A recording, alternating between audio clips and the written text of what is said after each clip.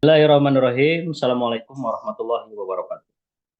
Bismillahirrahmanirrahim. La haula wala quwata illa billah. Asyhadu an la ilaha illallah wa la syarikalah. Wa asyhadu anna Muhammadan abduhu wa rasuluh. Allahumma shalli ala sayyidina Muhammad wa ala ali sayyidina Muhammad. Rabbi shrah li sadri wa yassir li amri wa hlul qawli. Selamat pagi, salam sejahtera untuk kita semua, sahabat petani cerdas PTBes yang sama-sama meluangkan waktu di tengah kesibukan masing-masing, ya, eh, dan tidak henti-hentinya terus mengupgrade kemampuan kita di bidang ilmu pertanian, umumnya khususnya mempelajari semua produk knowledge base farming ya.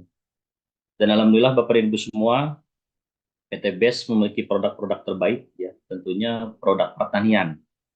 Di mana produk pertanian ini adalah produk unggulan, salah satu produk unggulan di PT Base yang insya Allah eh, perusahaan berprinsip ya, ketika manusia itu hidup pasti tidak akan pernah berhenti untuk makan.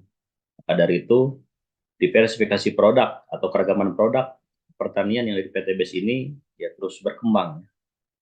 Alhamdulillah yang saya edukasi pada kesempatan beberapa 3 tahun terakhir ini itu ada 4 produk yang saya edukasi. Yang pertama mulai dari eco farming original, eco farming premium, ya, kemudian fotosintesa, juga base farm service. Itu keempat itu adalah produk unggulan pertanian base farming. Nah, jadi jika ada pertanyaan, Pak, apa bedanya eco farming dengan base farming? Nah, base farming itu adalah istilah semua sarana produksi pertanian ya yang ada di PT BES namanya base farming. Nah, eco farming, fotosintesa itu bagian daripada produk base farming. Nah, ini alhamdulillah eh, dari keempat produk tersebut kita bagi menjadi 2 standar operasi prosedur. Karena masih banyak yang bertanya, Pak, cara aplikasi eco farming bagaimana? Cara aplikasi fotosintesa bagaimana? Nah, di SOP yang sudah kita buat, ternyata produk base farming ini kalau dikombinasi, itu hasilnya cukup dahsyat. Nah, saya menyampaikan ketika produk base farming ini dikombinasi, contoh misalkan, SOP eco farming yang terbaru ini bisa dikombinasi ya. Ada eco farming original ya, original ataupun premium ya. Itu dikombinasi dengan fotosintesa, ini hasilnya cukup dahsyat. Dan saya pastikan kita tidak lagi membutuhkan pupuk dari luar ya, karena fotosintesa yang terbaru ini kandungan nitrogennya 12,79%. Itu luar biasa. Kemudian SOP yang kedua, SOP base farming itu didominasi oleh base farm soliris dengan fotosintesa. Nah, ini khusus diaplikasikan pada tanaman pangan, palawija, horti, perkebunan dan kehutanan. Ya, jadi nanti mitra silahkan mau menggunakan SOP yang mana. Yang penting jangan salah mencampur adukan, karena tidak ada pendampingan, tidak ada panduan, akhirnya mencampur adukan, nanti khawatir hasil tidak sesuai ekspektasi kita. Nah, karena permintaan dari manajemen support system untuk bahas tentang produk base farm solids ya. Jadi base farm solids itu salah satu produk base farming. Nah, ini jangan sampai salah menyampaikan ya. Jadi base farm solids itu adalah salah satu produk dari base farming.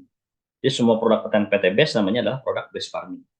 Nah, baik, saya akan coba dulu seperti biasa ya membuka materi ya, khususnya tentang paradigma pertanian yang terus-terus kita ulangi supaya Bapak dan Ibu bisa memahami ya. Jadi PTBS ini ya bukan hanya sekadar berjualan produk berupa sanak pertanian, tapi di sini PTBS adalah sebagai pemberi solusi ya untuk siapa saja atau petani di mana saja berada ya.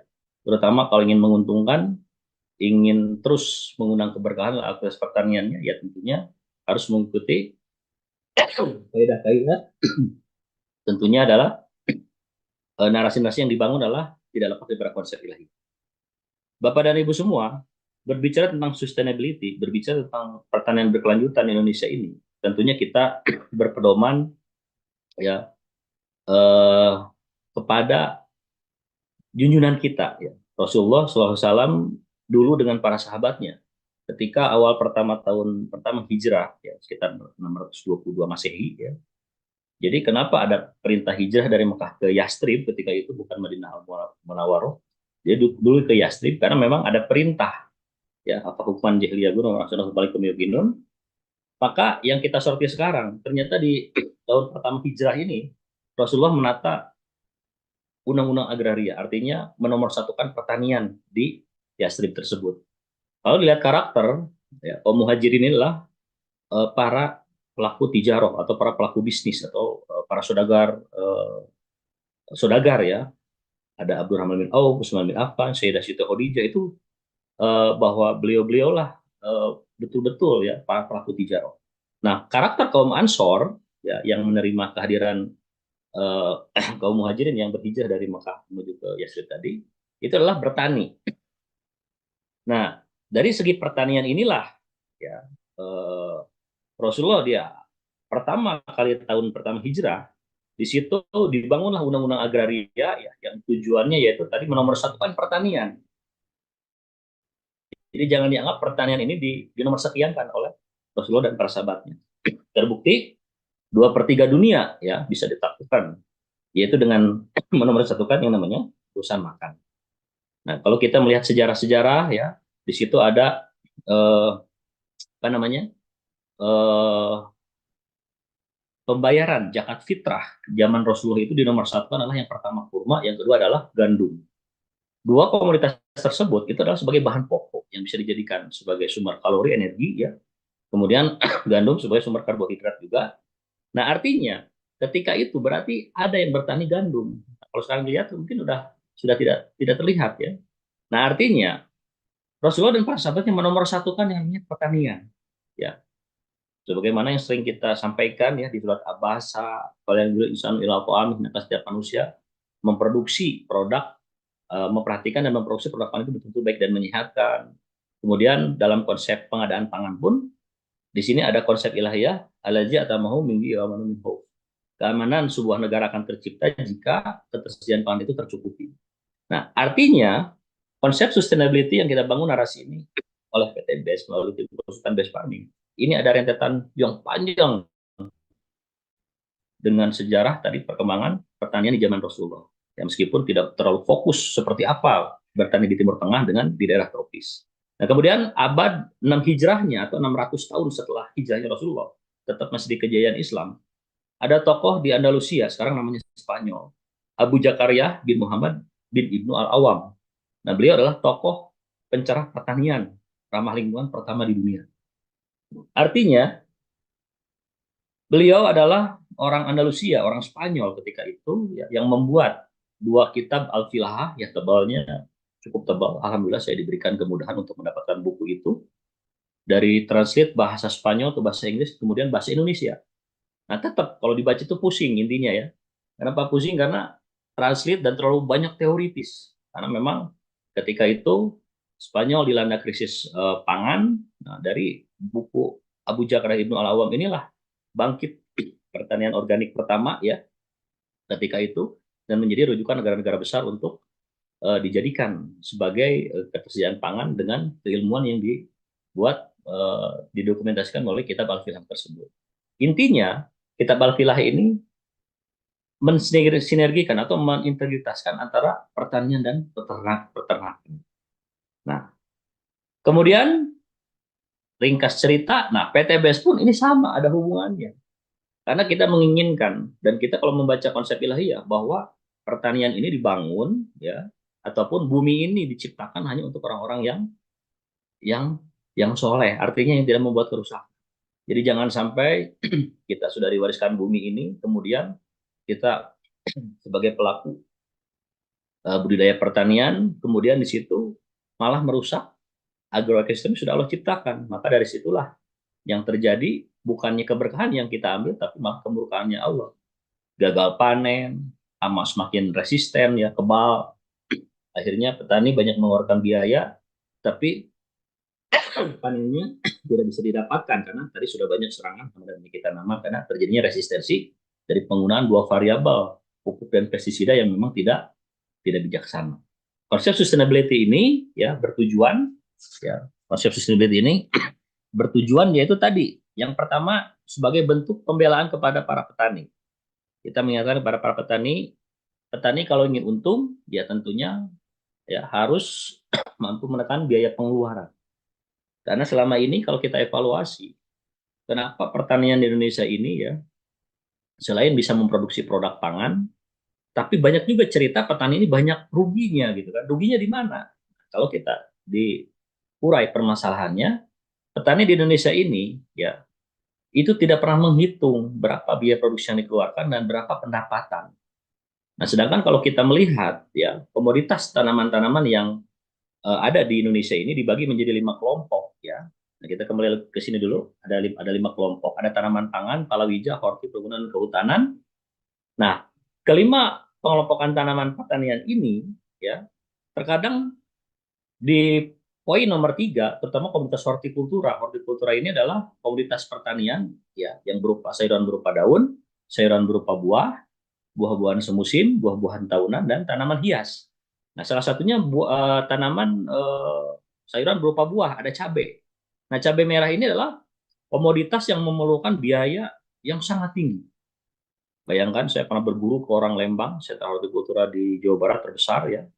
Ternyata mereka ini kalau ingin mendapatkan cabai merah yang mulus, itu mereka menggunakan rumus penggunaan pestisida itu 3-4.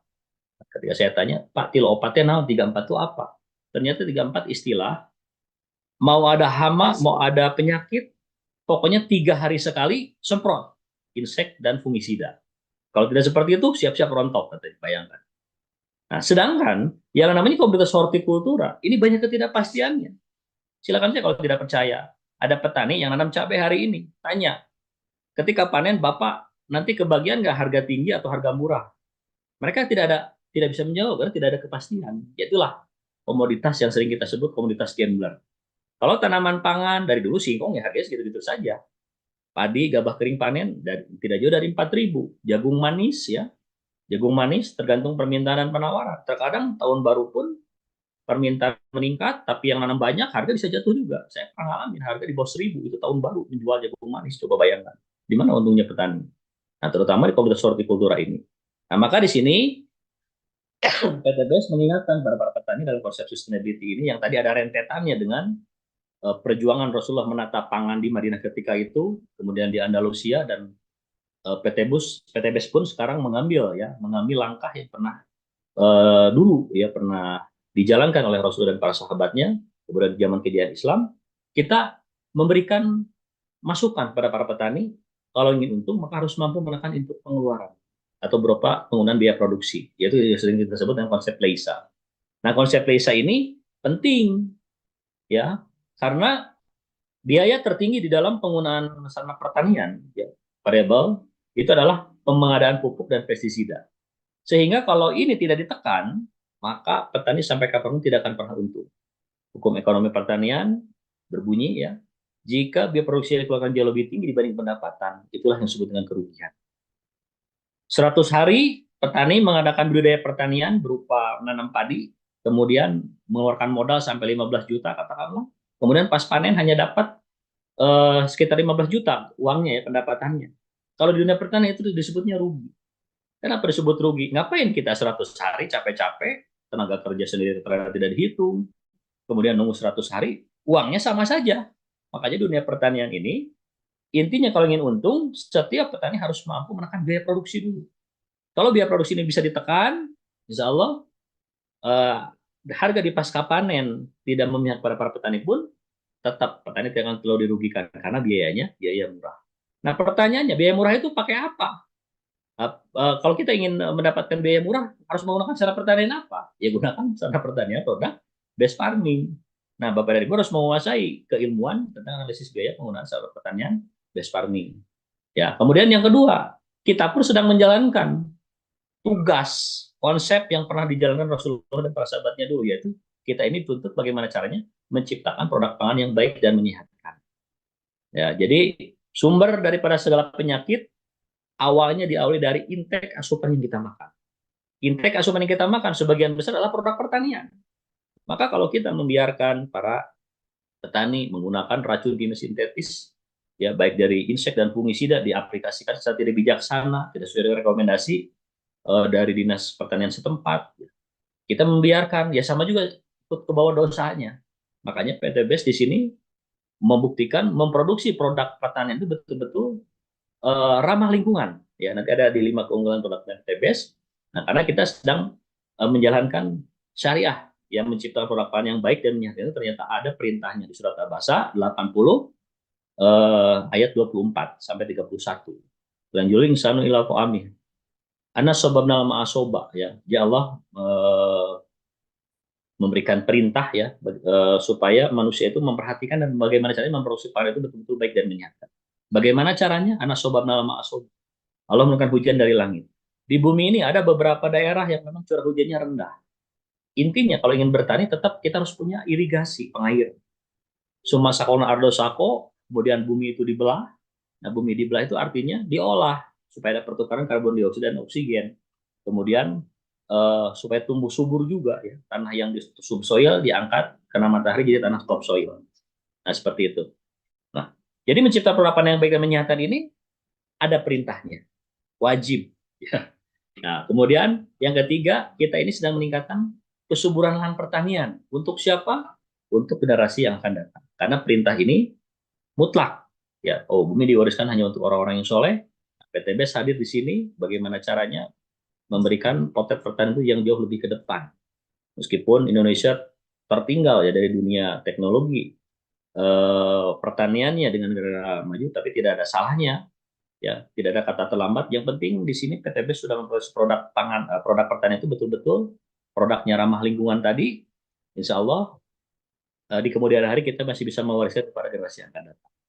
Ya, kemudian di sini Bapak dan Ibu perlu dipahami juga ya, PTBS memiliki 5 keunggulan produk pertanian best farming.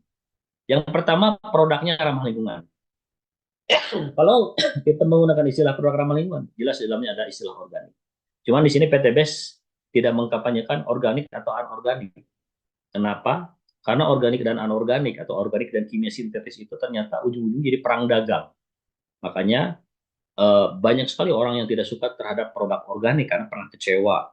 Kemudian ada juga orang yang memang terhadap produk pupuk-pupuk organik ini, ya tadi, kalau tidak ditopang dengan sekian persen NPK organik, tidak ada kekuatan. Maka keunggulan yang pertama kita bangun di sini adalah produk PTBS adalah produk ramah lingkungan.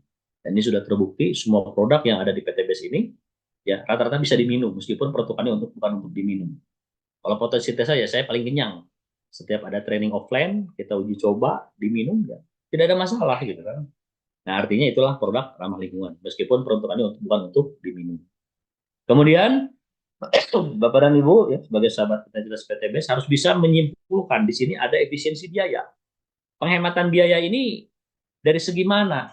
Nah, adanya efisiensi biaya, penghematan biaya, kita harus membandingkan dengan analisis biaya yang digunakan oleh para petani konvensional. Ya, jadi ketika ada pertanyaan, ada seorang petani dilihatkan bungkus ekoparmi di sini ada apa namanya harga bandrol 250.000. Kemudian ada yang bertanya, oh harganya 250.000 sekecil ini mahal amat gitu. Kita sebagai reseller atau mitra PT itu bisa menjelaskan. 250.000 ini harga end user. Harga end user atau harga pengguna atau petani ya terakhir yang ini sebuah konsekuensi kalau kita tidak mau menjadi reseller PTBS atau mitra PTBS. Makanya semua diarahkan harus menjadi mitra atau reseller PTBS termasuk para petani. Kalau join sebagai kemitraan nanti ada 2 keunggulan. Yang pertama ada diskon produk, yang kedua ada peluang bisnis. Nah, sampaikan kalau Bapak join satu paket untuk lahan misal luasan 1 hektar misalkan. Nah, di sini jelas ada efisiensi biaya. Nah, Bapak dan Ibu semua harus menguasai keilmuan efisiensi biaya ini. Ya, jadi jangan sampai kita memproseskan produk pertanian PTBS menggunakan SOP best farming misalkan. Ternyata petani setempat harganya biaya penggunaan pupuk jauh lebih murah, tidak akan tertarik. Maka silakan kuasai keilmuan analisis biaya pertanian ini setiap komoditasnya. Yakinkan bahwa produk PTBS ini adalah produk yang kalau digunakan oleh para petani, maka petani akan diuntungkan di awal karena ada efisiensi biaya penghematan biaya. Ya, kemudian yang ketiga efektivitas peningkatan hasil. Alhamdulillah Komunitas Tanaman Pangan Palawija untuk Pengelolaan Kehutanan semuanya alhamdulillah ada kenaikan produktivitas hasil ya setelah menggunakan produk best farming ini. Kemudian praktis, tidak akan ditemukan produk pertanian PTBS maupun yang terbaru peternak ya, di jenis Nutrisel ya, premix. Nah, di sini istilah praktis ini yang pertama biasanya berupa padatan ya, baik briket, powder, serbuk atau yang lainnya. Jadi produk PTBS di sini tidak akan ditemukan berupa cairan. Kemudian cara pengaplikasiannya pun ya, kita tidak harus lagi membuat larutan-larutan dalam botol yang disimpan bermalam-malam atau yang sering identik istilahnya dengan fermentasi. Jadi semua produk PTBS ini tidak ada istilah-istilah fermentasi lagi kalau mau digunakan. Yang kita arahkan silakan dikombinasi dengan arahan sesuai panduan ya di Perminggu Cetakan kelima kita sudah berikan panduannya, dan praktis ini artinya adalah simple. Jadi jangan dibuat ribet. Nah, istilah-istilah fermentasi tersebut itu yang membuat ribet para petani. Semakin petani ini diberikan aturan-aturan yang memusingkan buat para petani, semakin berani petani tersebut membuat aturan sendiri. Sehingga banyak ya hasil yang tidak sesuai harapan karena memang tadi terlalu dibebani cara-cara yang ribet. Maka Bapak dan Ibu harus meyakinkan produk salah satu keunggulan produk pertanian base farming ini adalah produknya praktis. Yang kelima adalah adanya peluang bisnis. Nah, peluang bisnis ini terkadang kalau untuk para petani tidak harus diceritakan di awal karena mereka itu sedang fokus eh, apa namanya menggunakan pupuk dan testimoni. Jadi terkadang kita tidak harus membahas peluang bisnisnya dulu, ya. Nanti mengikuti kalau hasilnya bagus, melimpah, meningkat, progres hasilnya, kemudian nanti bertanya apa keunggulan lagi kalau saya menggunakan produk ini baru dibahas. Di tahap pertama bisa terkadang kita tidak usah. Dan itu pun fleksibel, tergantung orangnya yang membutuhkan ya. Kalau kita membutuhkan yang bersangkutan membutuhkan informasi tentang peluang bisnisnya, baru kita sampaikan. Kalau tidak ya tidak usah. Karena produk pertanian ini agak berbeda ya, agak berbeda dengan produk lainnya. Terkadang ada petani yang ingin membuktikan hasilnya dulu ya, tidak tertarik dengan sistem peluang bisnisnya. Nah, itu semua tergantung dari apa namanya? Permintaan ya, permintaan mitra. Nah, ini pengelompokan tanaman pertanian beberapa Ibu di buku Farming Guidebook cetakan kelima ini sudah kita buat ya edisi revisi terbaru dan alhamdulillah untuk mempermudah ya. Jadi jangan sampai kita tidak tahu ini kopi ini masuk ke komoditas tanaman apa. Ternyata kopi, sawit, pala, cengkeh, vanili adalah komoditas tanaman perkebunan. Ciri tanaman perkebunan tidak bisa langsung dikonsumsi ya.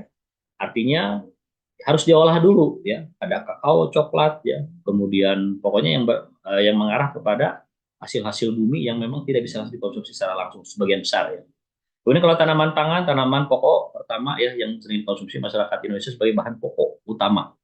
Ada padi, jagung, ya kalau kentang dijadikan sumber karbohidrat, tidak dijadikan sayuran, pengganti nasi, nah ini biasa masuk ke tanaman pangan. Di daerah timur ada sagu juga, nah itu masuk ke tanaman pangan. Tanaman palawija, tanaman yang sering konsumsi sebagai bahan pokok utama, ya, terutama berupa umbi-umbian dan kacang-kacangan, ya. Ada singkong, talas, ubi jalar, kacang kedelai, kacang tanah, kacang hijau itu masuk ke palawija. Kemudian hortikultura, cabai, tomat, bawang, kubis, kangkung, selada, bayam, melon, semangka, durian, mangga. Definisi hortikultura adalah semua jenis komoditas pertanian, semua jenis tanaman sayuran, ada selada, kangkung, bayam itu masuk hortikultura. Semua jenis tanaman sayuran berupa buah, ada cabai, ada tomat, ya, kemudian ada terong, itulah tanaman sayuran berupa buah. Kemudian yang berikutnya eh, sayuran buah-buahan semusim. Nah, buah-buahan semusim ini buah-buahan yang dipanen kemudian tanaman ikut mati karena memang umurnya sudah dibatasi. Ada semangka, melon, ya, belewah, timun suri itu adalah masuk tanaman tanaman semusim. Tanaman berbuah tahunan ada durian, ya, ada manggis, ada mangga, rambutan, lengkeng itu adalah masuk ke tanaman berbuah tahunan. Kemudian tanaman hias itu masuk hortikultura. Tanaman perkebunan tadi sudah disampaikan ya, ciri khasnya hasil panen tidak bisa dikonsumsi. Ini sawit, komoditas tanaman perkebunan. Kemudian tanaman kehutanan ada jati, pinus, akasia, mahoni, penambang besi dan lain-lain yang lebih mengarah kepada industri mebeler, kemudian kertas ya, pengambilan getah pada pinus dan lain-lain. Nah, itu untuk reboisasi ya tanaman hutan kembali itu masuk ke komoditas tanaman kehutanan. Artinya semua komoditas tanaman yang kita kelompokkan menjadi 5 bagian ini bisa diaplikasikan produk base farming. Untuk tanaman-tanaman kehutanan yang sudah besar ya tidak usah dipupuk ya karena mereka tanaman-tanaman ini sudah bisa mencari makannya sendiri. Tapi kalau baru kita mulai replanting, baru kita mulai nanam, nah itu bisa didampingi dengan produk based farming ya. Nah, itu intinya pengelompokan tanaman-tanaman pertanian ya. Nah, kemudian di sini eh, Ada beberapa materi Bapak dan Ibu semua ya. Ini salah satu bentuk ya pengembangan profesionalisme kita sebagai apa namanya, bahwa mitra PTBS harus tampil ya sebagai konsultan pertanian juga, karena memang sebuah konsekuensi, makanya kita upgrade kemampuan kita di bidang ilmu pertanian dengan adanya beberapa diklat ataupun training ya. Nah ini bisa dilihat Bapak Ibu semua ya, eh, masuk ke materi langsung. Nah ini sebagai paradigma saja. Bapak dan Ibu semua, ilmuwan Amerika Serikat memprediksi ya bahwa umur pertanian di muka bumi ini tidak lebih dari 60 tahun lagi. Nah, kenapa saya mengulang-ulang materi ini? Supaya kita tahu semua negara-negara yang maju, yang berkembang, ya, semuanya sedang mengalami fase yang sama. Ketika kita menanam suatu komoditas untuk tahun ini dan tahun berikutnya sudah pasti ada perbedaan hasil.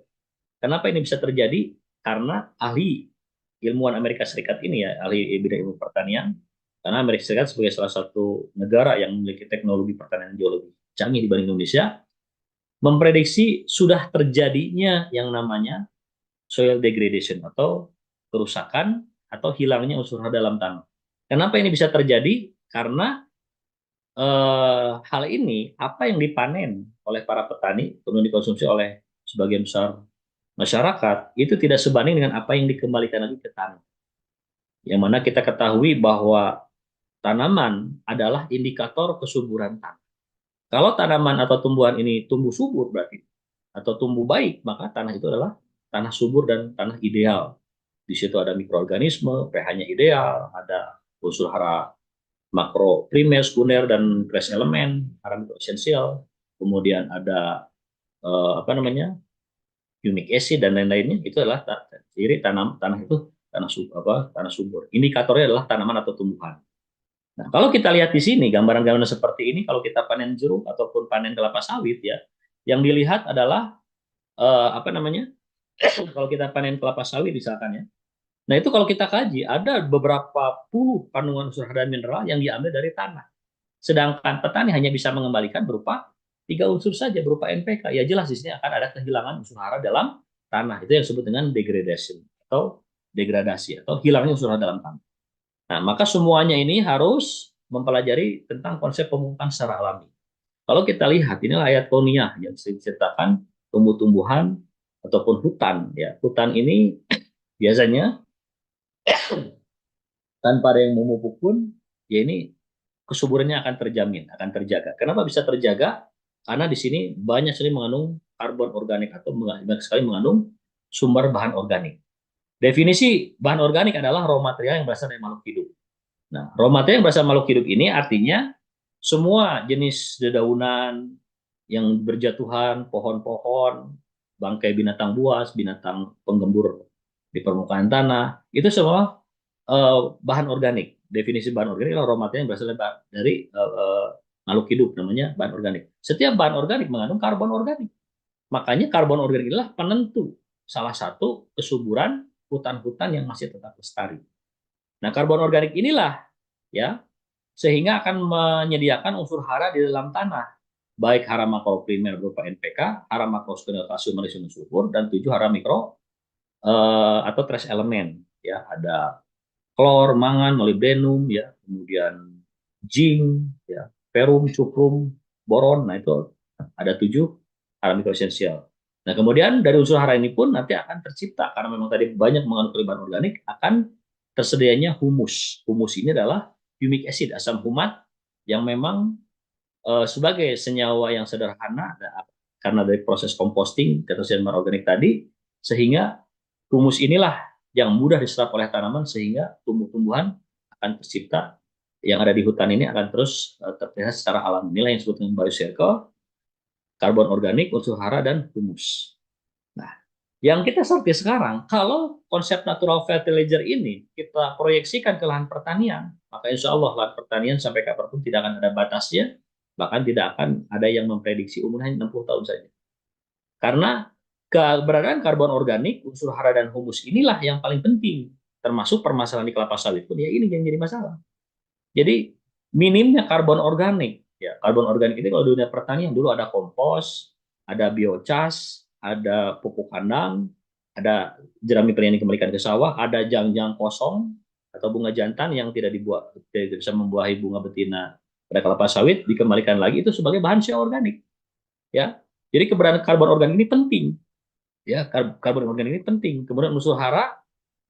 Nah, di dunia pertanian di Indonesia ini kebanyakan petani hanya mengenalkan unsur hara berupa NPK saja, baik komunitas padi, bawang merah, eh, apalagi jagung, kemudian cabai merah, sehingga kalau karbon organik tidak tersedia di lahan pertanian, humic acid tidak tersedia di lahan pertanian, maka yang terjadi apa? Yang terjadi adalah tanaman mudah sekali terserang hama dan penyakit. Jadi imunitasnya akan menurun.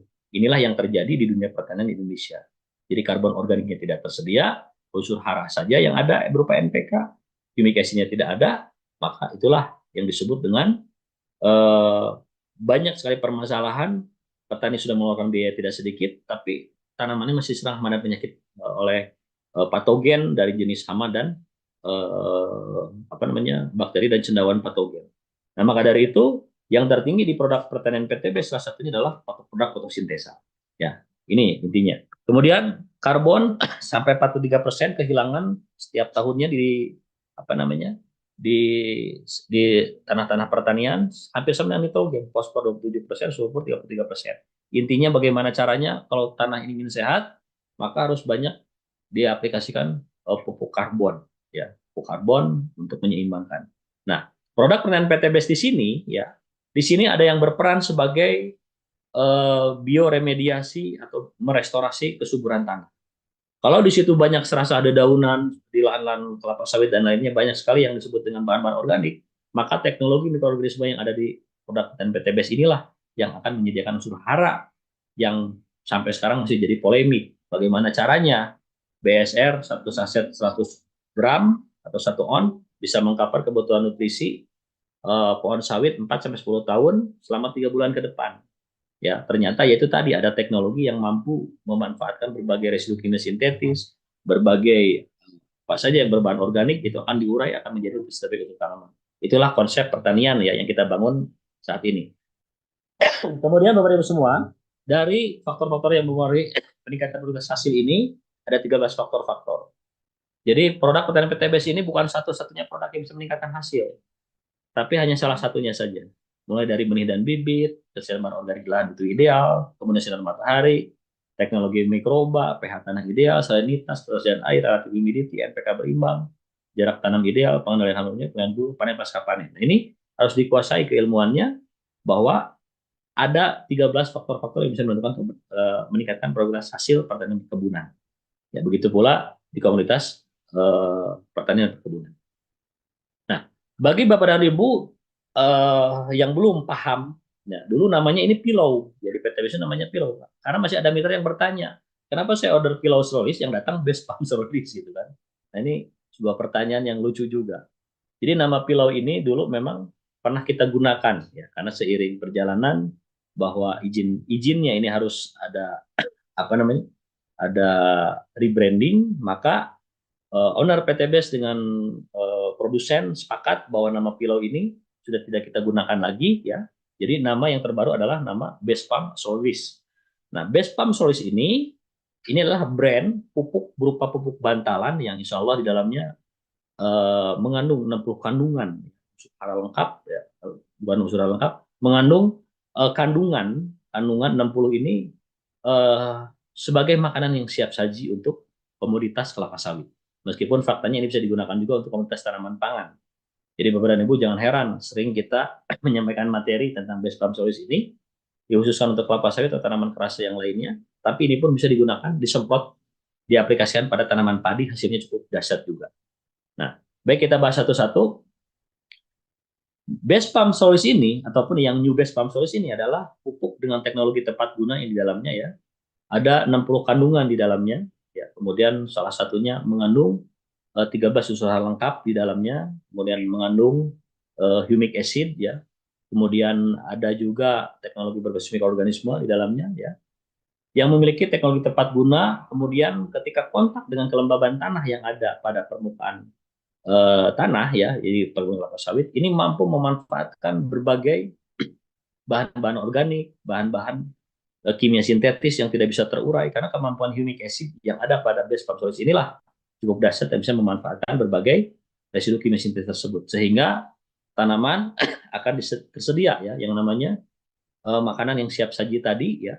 Ternyata pemupukan itu tidak harus selamanya ya menggunakan teori-teori apa namanya dengan memberikan pemupukan dari 8 sampai 15 kg per pohon per tahun, maka ada korelasinya dengan penambahan tanaman buah segar ataupun rataan tanaman buah segar yang dipanen yield per tahun ya atau tonase tanaman buah segar per hektar per tahun. Nah, kalau di teori yang kita gunakan ya, ketika ada muncul pertanyaan, karena di produk base palm solids ini nanti akan ada 4 pertanyaan. Yang pertama yang ditanyakan kandungan unsur hara, yang kedua uji efektivitas produk base palm solids ini, yang ketiga produk perusahaan mana saya sudah pernah pakai, yang keempat adalah kinerja dari produknya seperti apa. Ya, saya ulang lagi, yang pertama kandungan unsur haranya seperti apa, kemudian yang kedua uji efektivitas seperti apa, kemudian perusahaan mana saya sudah pernah pakai, dan kinerja produknya seperti apa. Nah, Bapak dan Ibu harus menguasai ini semua. Maka setiap saya mengisi ya seminar ataupun training-training yang yang langsung berhadapan dengan para pemilik kebun sawit, saya jawab semua yang 4 ini. Jadi sebelum mereka bertanya, saya jawab semua. Dari kandungan unsur hara, nah kita bisa lihat di sini. Kandungan unsur hara New Base Palm Solids terbaru ya, ini cukup signifikan hasilnya ya. Karena memang secara administratif ya, pupuk ini adalah pupuk hara mikro, tapi di sini ada pupuk hara berupa makro juga. Tapi secara prinsip, kandungan yang New Base Palm Solids ini adalah kandungan yang disempurnakan dari Pilau Base Palm Solids. Nah itu yang namanya New Base Palm Solids jauh lebih lengkap. Tapi di sini ada rekomendasi penggunaan pupuk ini wajib dikombinasikan dengan produk fotosintesa. Nah, kenapa? Alasannya ya, kalau kita melihat ya beberapa Zoom meeting yang dilakukan oleh produsen bahwa fotosintesa ini dengan base palm solids ini ketika diaplikasikan ini hasilnya cukup dahsyat. Ya. Jadi ada pertanyaan ketika itu di Zoom Leader ketika launching pertama new base palm solids ini. Nah, ini yang ada merahnya inilah new, berarti ini produk baru ya yang memiliki kandungan yang di sini ya. Nah, jadi ketika ada pertanyaan kandungan, melihat di sini nitrogennya 5,71 cukup besar. Dari bobot satu on ini cukup besar. Kemudian fosfor dan kaliumnya kok di sini 0,17, tapi mikronya cukup lengkap. Maka inilah jawaban ketika ada yang bertanya tentang kandungan unsur hara yang ada pada base palm solids, maka jawabannya dua produk ini wajib diaplikasikan. Ini yang fotosintesan. Jadi untuk memenuhi kebutuhan NPK ideal setiap tanaman kelapa sawit atau karena fokusnya ini di base produksi di kelapa sawit dulu, maka dua produk ini wajib diaplikasikan. Dan jangan menyimpulkan dulu dengan adanya tambahan fotosintesa jadi harganya membengkak. Jangan dulu berasumsi seperti itu. Nanti ketika hitung-hitungan ya. Nah, ketika ada pertanyaan kandungan unsur hara, maka jawabannya kebutuhan NPK-nya dipenuhi oleh fotosintesa. Salah satunya kalau yang memang ada beberapa pemilik kebun sawit yang memegang teori kebutuhan NPK yang dibutuhkan. Padahal sebetulnya kemampuan humic acid yang ada pada fotosintesa dan BSL ini ya itu mampu memanfaatkan berbagai baik itu residu kimia sintetis ataupun bahan organik yang ada sekitar piringan kelapa sawit tersebut akan dirubah menjadi makanan ya yang siap saji juga untuk kebutuhan tanaman. Yang ini tidak bisa disimpulkan melalui uji lab. Yang ini bisa disimpulkan ketika kita mencoba, ya. Makanya di sini kita harus memahami. Ketika ada bertanya tentang kandungan unsur hara, jawabannya dua ini harus bisa disimpulkan. Nah, tidak lupa saya ucapkan terima kasih kepada Pak Haji Randu ya dengan timnya yang memberikan apa namanya uji independen ini ya. Kemudian kita bagikan tujuannya tadi ketika ada permintaan ada beberapa saja yang meminta kandungan unsur hara ini jawaban. Jadi kandungan berupa new base palm solids dan fotosintesa ini cukup dahsyat ya kandungannya kalau dikombinasi maka SOP terbaru penggunaan ini adalah harus ada kombinasi ya antara new base palm solids dengan fotosintesa. Nah kemudian kalau masalah keunggulan tidak usah diceritakan lagi karena permasalahan perkebunan kelapa sawit di Indonesia ini sulit mendapatkan air. Maka seperti apa penggunaan aplikasi new base palm solids dan fotosintesa ini nanti kita berikan informasinya di ini ya di apa namanya di akhir daripada penyampaian Zoom meeting ini ya. Nah, kemudian yang kedua, pertanyaan-pertanyaan yang berhubungan tadi dengan eh, yang empat tadi, ya, silakan dicatat. Yang pertama, yang sering ditanyakan oleh para pemilik kebun sawit, ya, yang ini yang lebih cenderung kepada riset. Pertama, kandungan unsur hara. Tadi sudah saya jawab, dua-duanya sudah kita tampilkan. Yang mengujikan adalah independen, Sukopindo. Sukopindo ini lembaga yang berwenang yang memang recommended ya untuk mengujikan berbagai kandungan unsur hara, kemudian bakteri patogen ya ataupun apa saja karena di situ labnya cukup lengkap. Nah itu tadi uji kandungan unsur haranya. Jadi kombinasi antara fotosintesa dan base storage ini tetap harus dikombinasikan bersama. Nah pertanyaannya jangan dulu mengasumsikan dengan adanya tambahan fotosintesa harga semakin mahal. Jangan dulu nanti kita banding-bandingkan nanti ya. Yang kedua uji efektivitas. Nah uji efektivitas ini setiap lahan pertanian, lahan perkebunan di Indonesia ini berbeda-beda. Luas lahan perkebunan sawit di Indonesia ini lebih dari 16 juta hektar. Bayangkan. Pangsa pasar produk base palm solis ini belum nyampe 1%-nya. Ya, artinya ini masih luas. Nah, uji efektivitas pun ini berbeda-beda. Nah, tanah tipe 1, tipe 2, tipe 3, tipe 4, tipe 5, dan tipe seterusnya itu berhubungan dengan kesuburan lahan. Nah, maka di sini kesuburan lahan itu tergantung daripada tadi ya kandungan-kandungan unsur hara ya di kawasan lahan tersebut ya dan itu akan jelas hasilnya akan berbeda ya antara tipe satu dengan tipe yang lainnya karena tadi tergantung dari kondisi lahan tersebut. Ada tanah mineral, ada tanah lahan gambut ya, ada tanah pasang surut ya, ada tanah berpasir saja tidak ada tanah konsuling merah kuning itu berbeda-beda. Jadi ketika bertanya tentang uji efektivitas ya yang jelas ini kenaikan ini yang sudah kita ujikan mulai dari 15 sampai 50% bisa ada kenaikan yang namanya produktivitas hasil pertanian dan perkebunan. Nah, dari sini Bapak dan Ibu bisa menyimpulkan ya uji efektivitas seperti itu. Kemudian uji efektivitas ini ya tidak mungkin bisa didapatkan untuk perusahaan yang lainnya karena ini dikerjakan secara individu ataupun secara perusahaan ya perusahaan yang sudah join kemudian menggunakan uji efektivitas tersebut yang digunakan oleh salah satu perusahaan kemudian ini tidak bisa dipublikasikan untuk perusahaan lain. Maka semua yang membutuhkan uji efektivitas dan ingin membuktikan, silakan arahkan ke Demplot. Mau ambil berapa paket, mau ada berapa luasan, silakan arah. Karena produk ini tidak bisa kita menyimpulkan, ya belum mencoba sudah menyimpulkan ini kebanyakan. Mohon maaf di channel-channel YouTube sebelah ditanya tentang produk ini karena memang produknya kecil, ya belum mencoba sudah menyimpulkan macam-macam. Ketika Anda menyimpulkan sebagai peneliti research, misalkan ya, menyimpulkan suatu hal yang tidak mungkin, di sisi lain orang sudah panen duit. Ya, maka semuanya jangan menyimpulkan produk ini seperti apa sebelumnya belum pernah mencoba. Jadi silakan coba saja, nanti simpulkan sendiri gitu kan. Nah itu seperti itu ya. Nah kemudian yang ketiga perusahaan masih sudah pernah pakai banyak perusahaan-perusahaan karena kelapa sawit ini ya dibagi menjadi tiga ada perkebunan besar swasta ada perkebunan inti rakyat dan ada perkebunan negara atau berupa BUMN ya yang di bawahnya ada PTPN.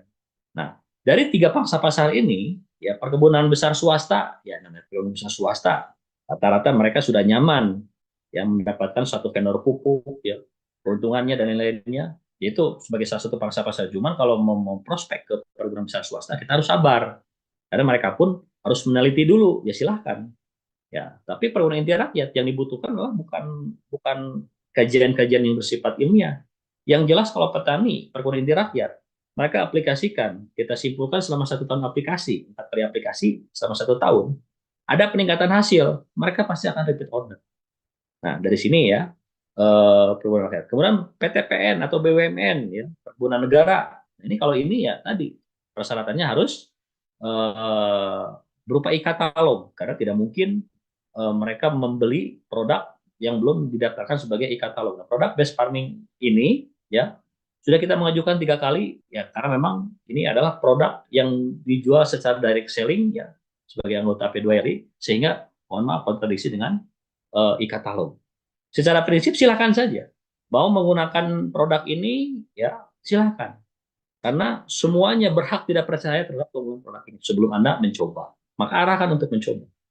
Ya, ketika di lapangan terjadi perdebatan, tapi kan ini tidak mungkin satu orang bisa mengcover kebutuhan nutrisi selama 3 bulan ke depan, sawit berumur 4 sampai 10 tahun. Ya tidak mungkin, tidak masuk akal.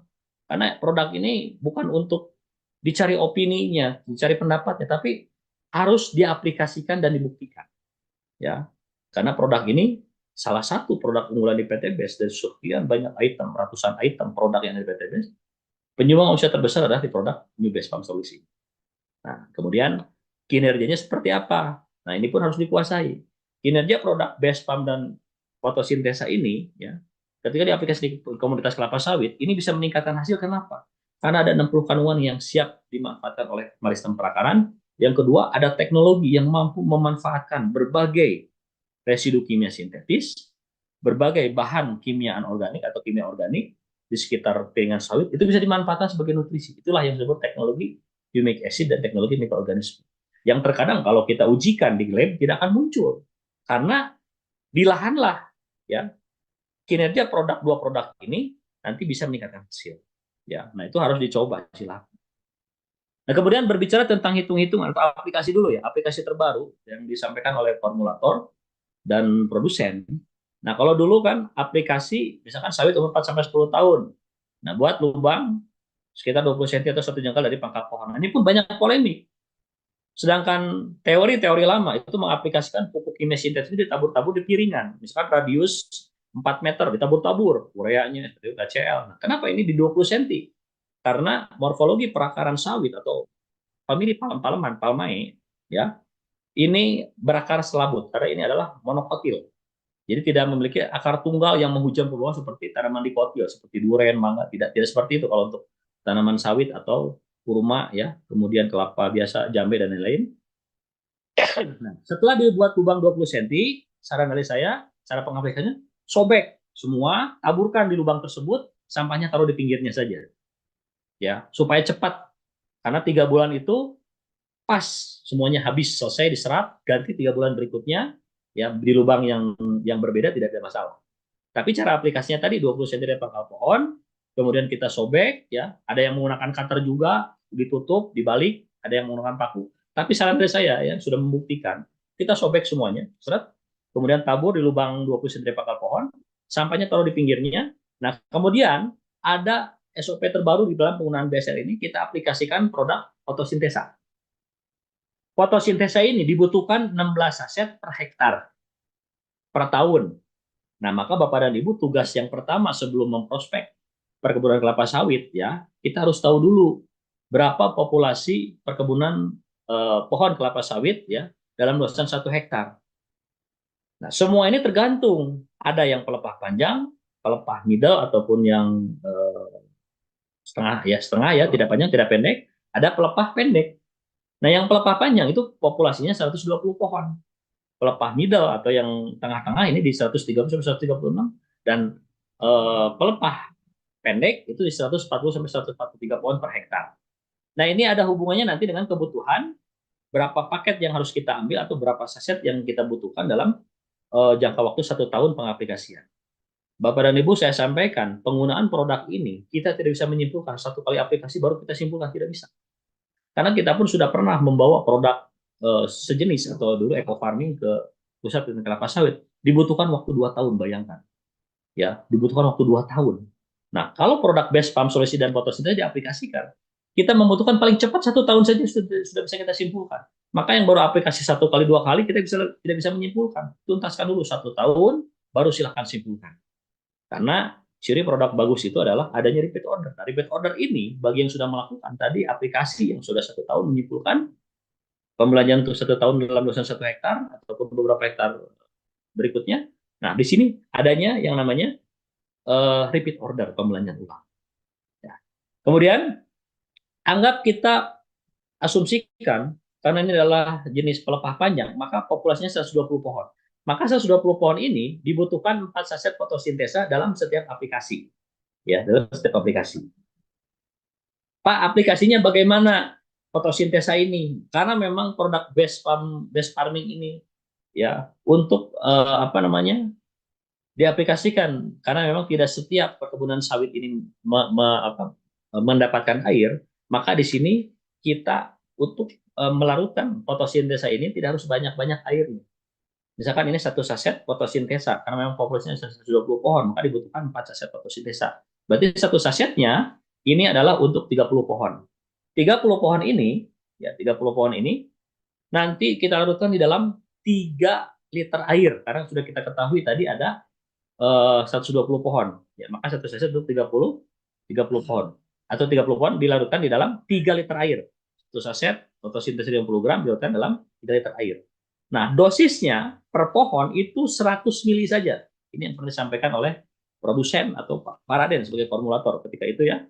Nah, aplikasinya setelah lubang itu dibuat untuk penyimpanan ini, boleh aplikasi sebelum BSR yang ditampung di aplikasi fotosintesa dulu, boleh fotosintesa dulu ditabur, kemudian disiramkan fotosintesa yang 100 mili tadi, larutan fotosintesa 100 mili tadi di atas BSR. Tidak ada masalah. Yang sudah kita buktikan tidak ada masalah. Nah, yang kita buktikan justru di rambutan yang kita observasi itu buahnya semakin banyak. Yang tadinya banyak yang rontok karena rambutan sekarang banyak sekali yang terkena hujan. Nah, ternyata setelah diaplikasikan 2 produk ini, kalau saya gunakannya BSR dulu, baru larutan fotosintesis 100 mili di atasnya, baru ditutup. Ada juga yang menggunakan 100 mili dulu di lubang BSR tadi, kemudian BSR disobek, dilarutkan di atas, boleh, silakan. Ya, dua-duanya boleh. Ya, jadi dua-duanya bisa menghasilkan karena setelah bereaksi 2 produk ini, ya, maka Maristan perakaran jauh lebih mudah untuk menyerap karena larutan itu, maristan perakaran bisa menyerap nutrisi itu berupa larutan. Apalagi situ ada kelembaban dari hujan dan lain-lain. Kemudian kestabilan pH-nya juga bisa ditentukan dengan penggunaan produk fotosintesa ini. Nah, jadi 1 kali aplikasi untuk luasan 1 hektar itu dibutuhkan 4 saset fotosintesa. Maka 4 kali aplikasi berarti 16 saset fotosintesa. Informasi terbaru, maka di sini harus ada repeat order fotosintesa 1 fotosintesa ya, 1 paket saja 16 saset.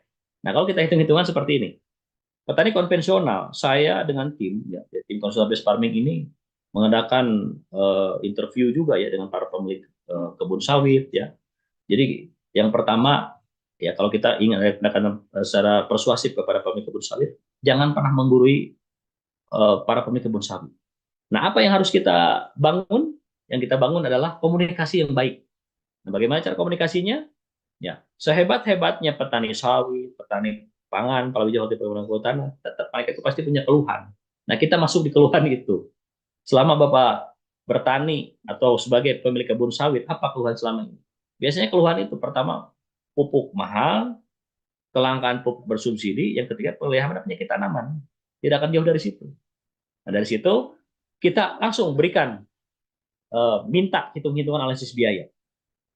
Analisis biaya ini penting setelah kita mengetahui tadi kebutuhan luasan lahan populasinya ada 120 sampai 130 pohon per hektar. Itu kita harus kuasai dulu keilmuan itu. Jumlah populasi luasan lahan 1 hektar. Nah, kemudian di sini kita langsung tentukan atau kita meminta kepada pemilik kebun sawit itu berapa biaya produksi yang dikeluarkan untuk 1 pohon selama 1 tahun. Nah, ini sudah setelah kita rangkum, mulai dari 97.000 sampai 225.000 per pohon per tahun. Itu biaya yang dikeluarkan untuk pengadaan pupuk saja komoditas kelapa sawit per pohon per tahun. Nah, maka kalau kita hitung, ya, 97.000 sampai 225.000. Yang terakhir saya 136.000. Nah, kalau ini 136.000. Nah, ini ada yang masih menggunakan NPK 1616, ada yang menggunakan kisrit. Kisrit ini adalah magnesium sulfat ya, pengganti daripada dolomit, karena kisrit ini lebih cenderung ke unsur hara makrosekunder ya, ada kalsium dan magnesium dan sulfur ya, MgSO4. Kisrit. Boret ini adalah unsur boron ya, untuk meningkatkan kualitas daripada tanaman buah segar dan ada hubungannya dengan rendemen minyak CPO. Ini yang sering digunakan. Kalau di total-total penggunaan NPK, kisrit, kemudian boret ya, di total-total ini 16.410.000. 16.410.000 ini kalau dibagi 120 pohon saja, maka biaya produksi pengadaan sanad pertanian untuk setiap pohon itu adalah Rp136.750. Silakan hitung saja. 16.410.000 dibagi 120 pohon itu setara dengan Rp136.750. Nah, kisaran 97.000 itu terlalu kecil. Ketika saya mengisi di depan juragan-juragan sawit di Sintang, terlalu kecil Pak. Kami di atas 150.000 katanya. Nah, sampai terakhir ada yang hadir di sini petani apa namanya bagian pembiayaan di salah satu perusahaan sawit, beliau menyampaikan perusahaan kami menghabiskan 225.000 Pak per pohon per tahun. Ini saja 136.000 sudah termasuk tinggi. Nah, sekarang kita hitung-hitung dengan penggunaan produk best farming. Nah, ini belum belum di-upgrade, dia masih nama Pilau, tapi intinya sama saja. Nah, kalau misalkan kita gunakan harga repeat order, oke, bolehlah ada first order dulu misalkan, karena nanti ada selisih 850.000 ya, tidak ada masalah. Nah, kalau misalkan yang bersangkutan sudah jadi mitra, kemudian ada pembelanjaan, satu saset BSR per pohon dikali 4 kali aplikasi. Maka dibutuhkan 4 saset dikali 120 pohon, 480 saset. 480 saset ini kalau dibagi, bukan, ya dibagi 10, karena satu boxnya ada 10 saset, maka dibutuhkan 48 box. Nah, kalau dikalikan harga repeat order langsung, 48 box dikasih 25.000 saja, sudah jelas 6 juta. 6 juta ini belum selesai karena ada rekomendasi terbaru dari apa namanya, dari formulator ya, untuk menghadapi cuaca yang sering berfluktuasi, yang berubah-ubah setiap kawasan kelapa sawit, maka wajib diaplikasikan fotosintesa dan base pump service. Nah, yang fotosintesa ini diperlukan 16 saset per hektar ya, dibagi menjadi 4 kali aplikasi. Jadi sebelum aplikasi BSR atau setelah aplikasi BSR ini diikuti dengan aplikasi fotosintesa. Dibutuhkan 4 saset setiap aplikasinya dalam luasan 1 hektar. Jadi satu saset ini bisa apa namanya, bisa langsung ditentukan kalau misalkan populasinya 120 pohon, berarti satu saset untuk 30 pohon. Berarti 4 saset untuk 120 pohon. Nah, pencairannya itu cukup mudah, jangan banyak air, jangan terlalu apa namanya, membutuhkan air banyak, karena memang tadi produk base farming ini adalah solusi di perkebunan sawit yang sudah mendapatkan air. Makanya paling tidak 12 liter untuk 1 hektar, insya Allah petani tidak akan terlalu kesulitan mendapatkan air tersebut, karena mereka pun ketika menyemprot herbisida kan mereka berani mengadakan air dalam jumlah besar. Nah, kita hanya 1 hektar itu dibutuhkan 12 liter saja, 12 sampai 14 liter saja, tergantung populasinya tadi. Maka 100 mili tadi diambil, kalaupun misalkan kita mau gunakan langsung satu tangki ada 12 liter, karena memang populasinya 120 pohon, bisa 4 cm masuk dalam satu tangki langsung, kita siramkan nanti di atas BSR ya, sebanyak 100 mili. 100 mili lakukan fotosintesa. Nah, jadi dihitung-hitung 6 juta ditambah 2 juta, 8 juta. 8 juta boleh langsung dibagi 120 pohon. Itu jatuhnya Rp66.666. Dari ini saja yang 16.410.000 ini kita sudah ada penghematan 50% ya, dari 16.410.000 yang digunakan oleh petani konvensional. Apalagi yang 225.000. Makanya Bapak dan Ibu harus bisa menguasai hitung-hitungan analisis biasa biaya penggunaan produk base farming ini. Karena yang menjadi daya tarik pertama ya, sehingga petani konvensional, petani pemilik kebun sawit ini menggunakan produk pertanian PTBS atau kita sebut base farming ini adalah ketertarikan dari hitung-hitungan biaya dulu. Yang kedua, karena efektivitas ini peningkatan hasilnya, berapa yield per tahun tanaman buah segar yang dihasilkan, kalau itu harus dibuktikan, diperlukan waktu 1 tahun baru kita bisa simpulkan. Ya, jadi semuanya ini kita harus kuasai keilmuannya supaya apa? Supaya bahwa produk dengan PTBS ini 5 kumulatif betul-betul tadi ya bisa mengena kepada calon mitra ataupun para pemilik kebun sawit. Produknya ramah lingkungan, jelas kita tidak melanggar aturan. Aturan siapapun, terutama aturan-aturan yang lebih cenderung pada konsep ilahiyah, kita tidak bertentangan. Kemudian yang kedua, adanya efisiensi biaya, sudah jelas. Ada efisiensi biaya. Efektivitas peningkatan hasil perlu dibuktikan, paling cepat 1 tahun. Kalau di PPKS, paling cepat 2 tahun. Nah, yang keempat praktis, bahwa aplikasi produk PTBS ini praktis. Yang kelima, ada peluang bisnis. Peluang bisnis pun ini bisa diceritakan nanti setelah ada pertanyaan yang bersangkutan. Misalkan, apa manfaat saya ketika saya menggunakan produk ini? Berarti yang bersangkutan sudah bertanya tentang masalah sistem, baru diceritakan. Tapi di tahap pertama, Bapak dan Ibu jangan berbicara masalah reward dan lain-lain. Fokuskan ke testimoni hasil supaya bisa meningkat. Baik, Bapak dan Ibu, itu saja yang bisa saya sampaikan ya di dalam penyampaian materi tentang base farm solis yang diaplikasikan pada komunitas kelapa sawit, base farm solis dan fotosintesa. Kemudian apa namanya? Untuk sementara ya, jadwal daripada Zoom training base farming ini di Senin, Selasa dan Rabu sementara sambil kita sedang memperbaiki jadwalnya dulu. Karena memang banyak juga permintaan ya di sore hari bagaimana kalau diadakan lagi, kemudian di malam hari nanti kita akan bicara dengan manajemen support system Pak Kapten Nurholis ya. Kemudian nanti pun akan kita bicara juga dengan owner karena memang kalau hanya mengandalkan 3 kali Zoom meeting saja, ya ini yang bekerja di pagi hari tidak bisa mengikuti. Nah itu sebagai bahan pertimbangan. Nanti insya Allah kita akan berikan jadwal yang lebih lengkapnya lagi ya. Tentunya di dalam pemberian materi Zoom training ini atau Zoom based farming ini betul-betul memang eh, ya harus harus disempurnakan. Karena ada beberapa yang tidak bisa mengikuti Zoom meeting pagi, nah apakah sore harus diadakan lagi? Kalaupun malam, ikuti marketing plan-nya Pak Kapten Holis di Jumat malam saja boleh atau tidak? Nanti kita bisa lagi. Secara prinsip sementara ini kita ada jadwal Senin sampai Rabu ya, Senin, Selasa, Rabu itu produk pertanian PTBS. Baik Bapak dan Ibu semua, itu saja bisa saya sampaikan. Mudah-mudahan apa yang saya sampaikan ini bisa terus menambahkan wawasan tentang penggunaan produk best farming untuk komoditas tanaman pangan, palawija, hortikultura, dan kehutanan. Eh, Mungkin itu saja, Bu Angel.